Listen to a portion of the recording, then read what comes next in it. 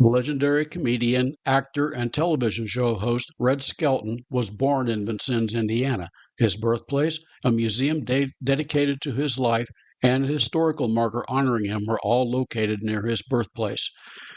Before getting started, I would encourage you to subscribe to the Mossy Feet Books YouTube channel for more great content. If you like my videos, please hit the like button. The more likes I get, the more YouTube will show it to other people, allowing me to grow the channel. I also entreat you to visit my website, www.mossyfeetbooks.com. There you will find sample chapters, podcasts, a slew of content, and links to where you can buy my books. While visiting the website, you can subscribe to it and receive email notifications of when I publish a new book or other content like this video and podcast. This episode is based on my book, Southwest Indiana Road Trips.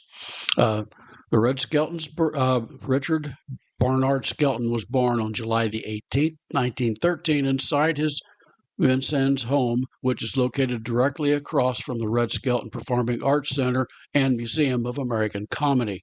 His birthplace has been purchased by the Red Skelton Foundation to preserve an important part of his life, but additional funds are needed to restore the home. Donors who would like to be part of presenting the Red Skelton life story may contact Dr. Philip Summers, President Emeritus of Vincennes University and coordinator for the Red Skelton Performing Arts Center project at 812-888-4850.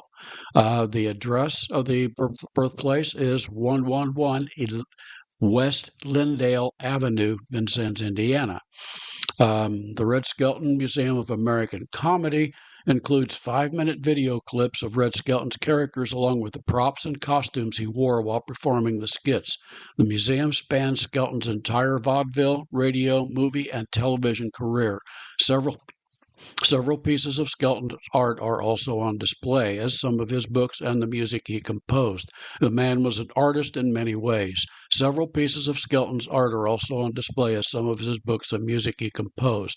The Red Skelton Museum of Comedy is at 20 West Red Skelton Boulevard, Vincennes, Indiana, 47591.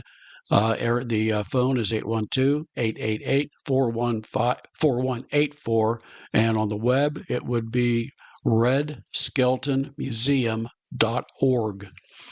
The historical marker, the title of it is Red Skelton, quote, one of America's clowns, unquote.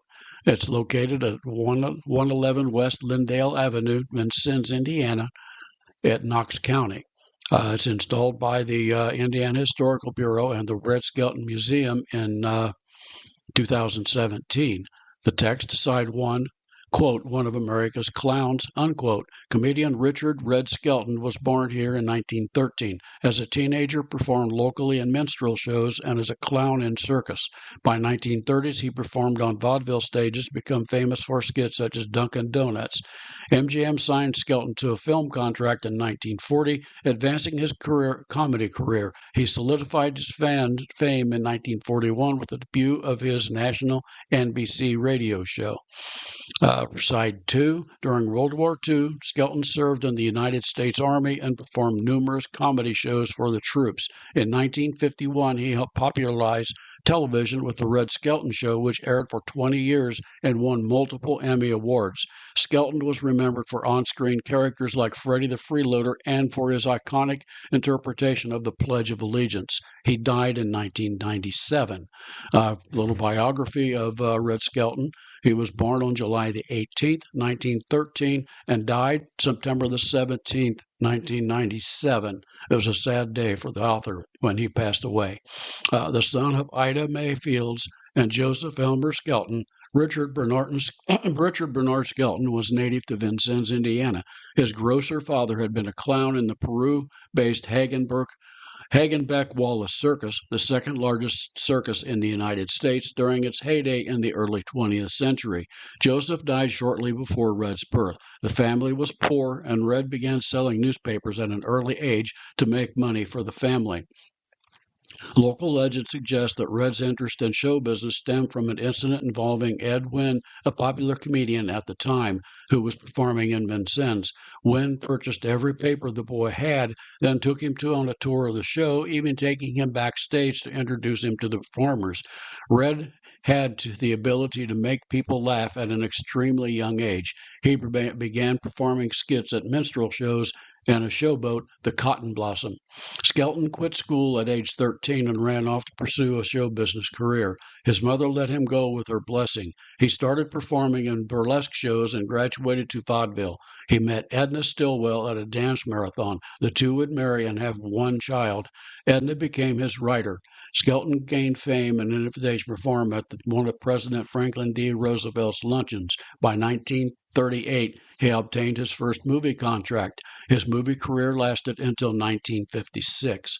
His first radio appearance was on Rudy Vallee's The Fleshman's Yeast Hour in 1937. He appeared with fellow Hoosier Joe Cook. Their performance led to two repeat performances later that year. He would get his own radio show, the Raleigh Cigarette Program, in 1941. Red developed many of his characters he would continue to use during his later television career. Clem Cadiddlehopper, the Mean Whittle Kid, and others came to life under Red's talented craft. His marriage to Edna ended in divorce, and his married man deferment disappeared. Now classified 1A, the Army drafted him in March 1944 during the Second World War. This forced the network to cancel his popular radio show. The Army placed him in the Entertainment Corps.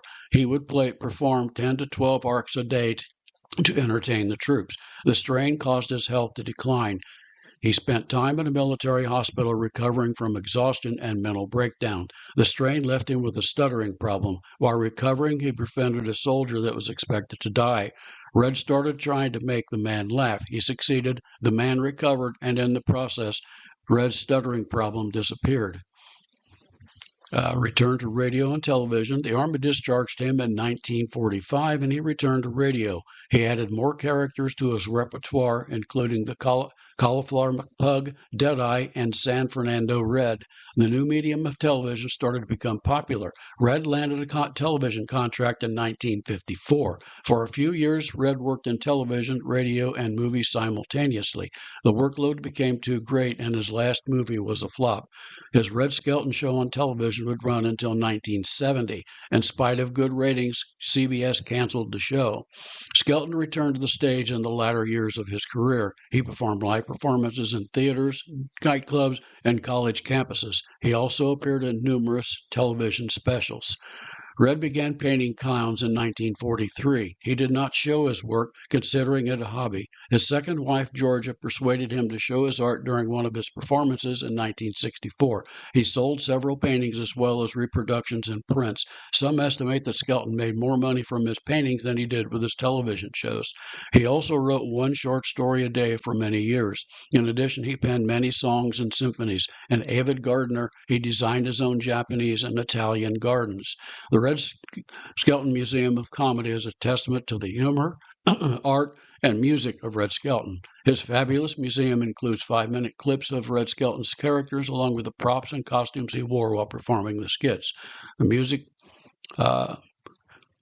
spans Skelton's entire vaudeville, radio, and television career. Several pieces of Skelton arts are also on display, as well as some of the books and the music he composed.